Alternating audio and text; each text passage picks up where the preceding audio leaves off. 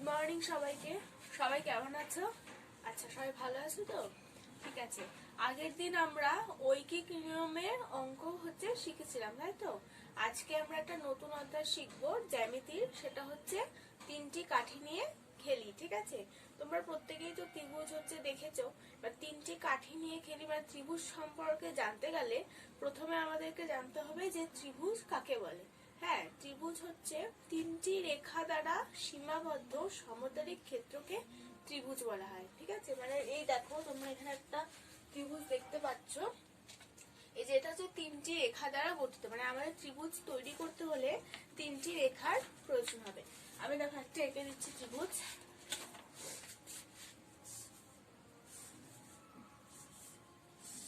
দেখো আমি ত্রিভুজটা যে করলাম সেটা হচ্ছে তিনটি রেখা দ্বারা। ঠিক আছে, এবার দেখো, এবার জানতে হবে যে ত্রিভুজের বাহু বা ভুজ কাকে বলে। যে রেখাংশ তিনটি দিয়ে ত্রিভুজ গঠিত হয় তাদের প্রত্যেকটিকে বাহু বলে। মানে এই যে রেখাংশ তিনটি দিয়ে যে ত্রিভুজ তৈরি হলো, এগুলির প্রত্যেককে বলা হয় বাহু। ঠিক আছে, এবার দেখো কৌণিক বিন্দু বা শীর্ষবিন্দু কাকে বলে। ত্রিভুজের বাহুগুলির ছেদ বিন্দু তিনটিকে বলা হয় কৌণিক বিন্দু। মানে এই যে ত্রিভুজের বাহুগুলো যেই বিন্দুগুলোতে ছেদ করেছে সেগুলোকে কৌণিক বিন্দু বলা হয়। যেমন এই এই বাহুটা দেখো, এটা আর এটা দেখো এইখানে ছেদ করেছে, তো এই ছেদ বিন্দুগুলোকে বলা হয় কৌণিক বিন্দু। ঠিক আছে, এবার তাহলে এখন দেখো যে ত্রিভুজের মোট তাহলে কটি অংশ হলো। ভেরি গুড সুজাতা, মানে ত্রিভুজের তাহলে আমরা তিনটি অংশ পেলাম। হ্যাঁ, তিনটি বাহু পেলাম, তিনটি কোণ পেলাম, আর তিনটি শীর্ষবিন্দু পেলাম। ঠিক আছে, এবার দেখো এখানে চারটা প্রত্যেকেই ভালো করে দেখো কিন্তু। হ্যাঁ, চারটা দেখেছো প্রত্যেকে? ঠিক আছে, দেখো এখানে চারটার মধ্যে আমি প্রথমে বলেছি যে ত্রিভুজ যে একটা আঁকা আছে, এটা হচ্ছে 65 ডিগ্রি, এটা 70 ডিগ্রি, এটা 45 ডিগ্রি। বাট টোটালটা দেখো যোগ করে 180 হয়। তার মানে সবসময় ত্রিভুজের তিনটি কোণের সমষ্টি 180 ডিগ্রি হবে। ঠিক আছে, এবার দেখো ত্রিভুজের প্রকারভেদ সম্পর্কে জানবো। ত্রিভুজের প্রকারভেদ ত্রিভুজকে দুটি ভাগে ভাগ করা যায়। একটা বাহু ভেদে আর একটা কোণ ভেদে। ঠিক আছে, বাহু ভেদে কয় ভাগে?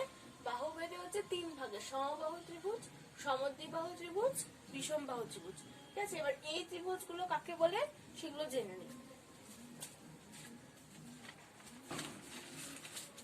দেখো সমবাহু ত্রিভুজ কাকে বলা হয়? যে বাহুর প্রত্যেকটি বাহুর, মানে এই ত্রিভুজের প্রত্যেকটি বাহুর দৈর্ঘ্যই সমান হয়। ঠিক আছে, মানে দেখো এটা আমরা সমবাহু ত্রিভুজ বলবো, কারণ এর প্রত্যেকটি বাহুই সমান। একে বলা হবে সমবাহু ত্রিভুজ।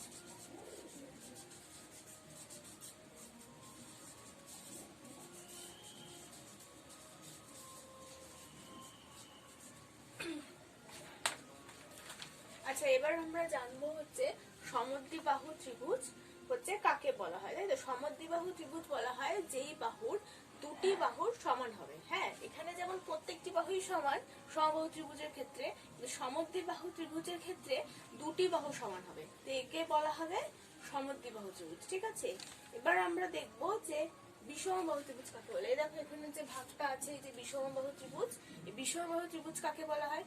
বিষমবাহু ত্রিভুজ বলা হয় যার কোণ, মানে প্রত্যেকটি কোণ, মানে একটি কোণও সমান হবে না। বুঝেছো, মানে একটি বাহুর দৈর্ঘ্য সমান হবে না, প্রত্যেকটি বাহুই অসমান হবে, তাকে বলা হবে বিষমবাহু ত্রিভুজ। তোমরা এরকম একটা বিষমবাহু ত্রিভুজ আমাকে একটা এঁকে দেখাও তো, যার একটা বাহুর দৈর্ঘ্য সমান হবে না, প্রতিটি বাহুর দৈর্ঘ্যই অসমান হবে। খুবই সুন্দর, একদম সঠিক এঁকেছো তনুশ্রী।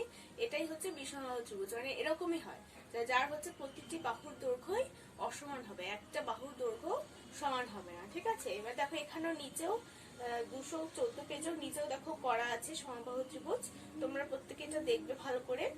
আর দেখো এখানে একটা জিনিস দেওয়া আছে যে দেশলাই কাঠি দিয়ে আরো কিছু ত্রিভুজ তৈরি করতে চেষ্টা করি।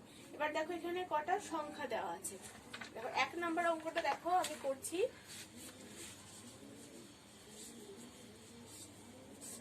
এই তিনটে সংখ্যা দেওয়া আছে 1 নাম্বার, তাই তো? 2 আর 3, 5 বলা হয়েছে এই তিনটে দিয়ে কি মানে ত্রিভুজ আঁকা সম্ভব।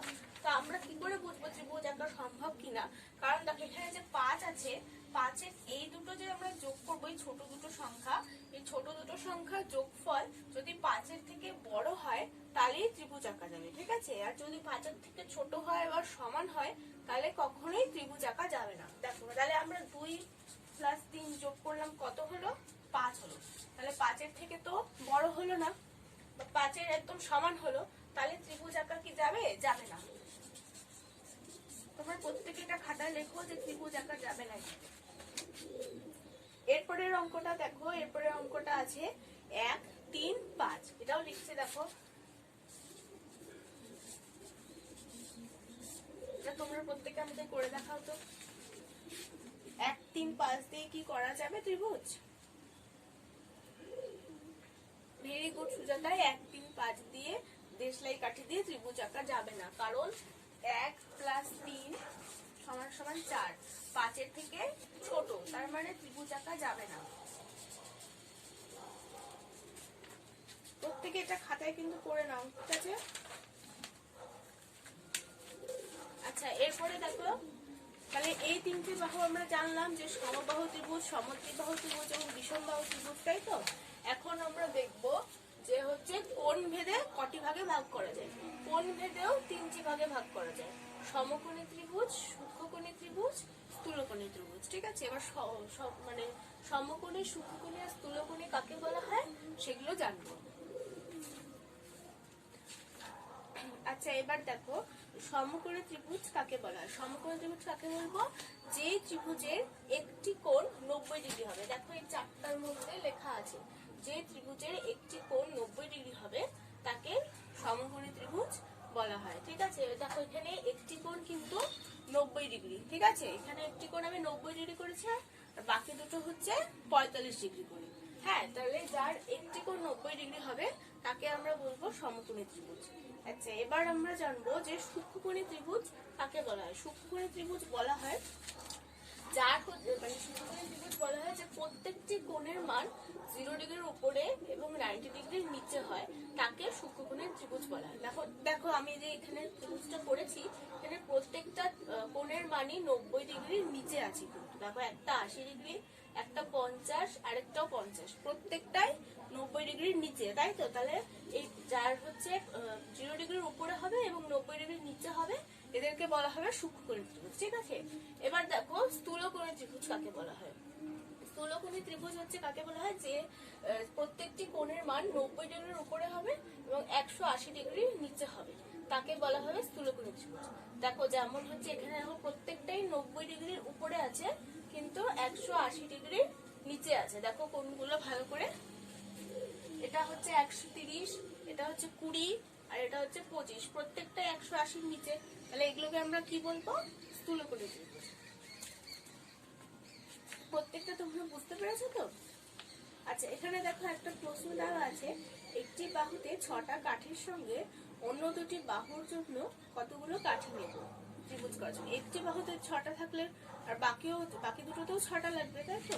তাহলে 2 নাম্বারটা কি হবে? 6টা হবে।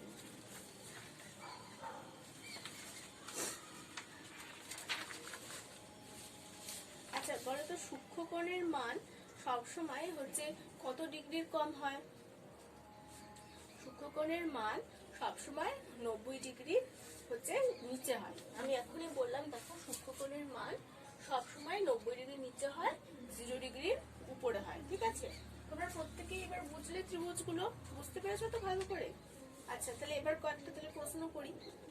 আচ্ছা এবার বলো তো যে হচ্ছে ত্রিভুজের মোট কটি অংশ?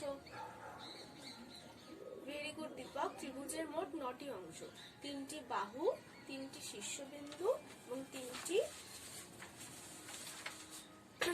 বাহু থাকে, 3টি কোণ থাকে, 3টি শীর্ষবিন্দু থাকে, ঠিক আছে। আচ্ছা এবার বলতো সমবাহু ত্রিভুজের প্রতিটি কোণের মান কত হয়? সমবাহু ত্রিভুজের প্রতিটি কোণের মানই 60 হবে, কারণ কেন বলো তো? এটাও 60, এটাও 60, এটাও 60। কেন 60 হবে?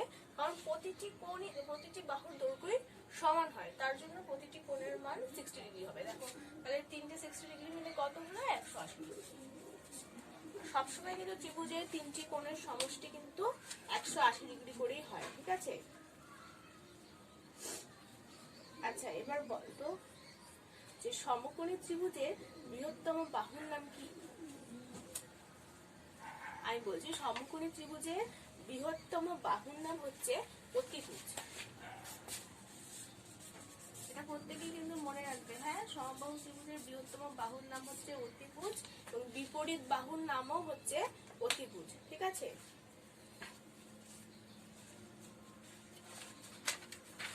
আচ্ছা, খুব সুন্দর প্রশ্ন করেছো তনুশ্রী, যে সিঙ্গারা হচ্ছে কিসের মতন, মানে কোন ত্রিভুজের সঙ্গে আমরা তুলনা করতে পারি সিঙ্গারাকে, তাই তো? সিঙ্গারাকে আমরা সূক্ষ্মকোণী ত্রিভুজের সঙ্গে তুলনা করতে পারি। ঠিক আছে, প্রত্যেকে নিশ্চয়ই বুঝতে পেরেছো পড়াটা। আচ্ছা ঠিক আছে, এবার তোমরা প্রত্যেকে হোম টাস্ক একটা লিখে নাও।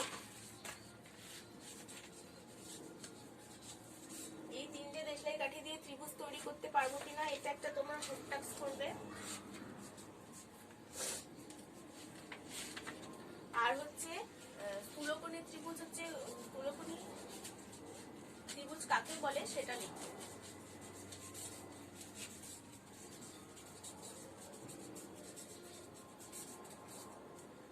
ঠিক আছে, আচ্ছা দাঁড়াও,